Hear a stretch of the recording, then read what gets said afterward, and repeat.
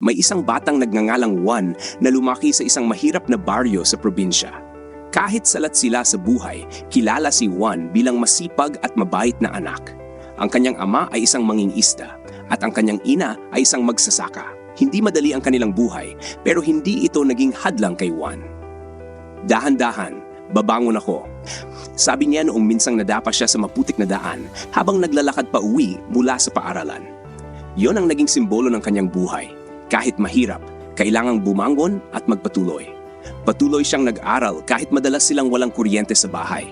Kahit minsan ay wala silang makain at kahit bumagsak ang kanilang paaralan dahil sa bagyo. Totoo, mahirap ang buhay nila.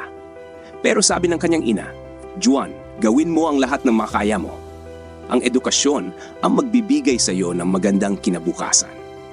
Masaya niyang tinanggap ang aral na iyon. Nagbago ang pananaw niya sa buhay. Pinagbuti niya ang kanyang pag-aral hanggang sa makapagtapos siya sa kolehiyo at maging isang mahusay na inhinyero. Pagbalik niya sa kanilang baryo, nakita niyang marami pa ring batang katulad niya noon. Walang sapat na paaralan, mga magsasaka at mangingisda na hirap sa buhay. Naalala niya ang kanyang dating sarili at nangako siya, hindi ko iiwan ang aking bayan. Dapat kong tulungan ang aking mga kababayan. Nagtayo si Juan ng maraming paaralan at sinabihan ng mga bata, huwag kayong titigil sa pag-aaral. Ang kaalaman ang yaman na hindi mananakaw sa inyo.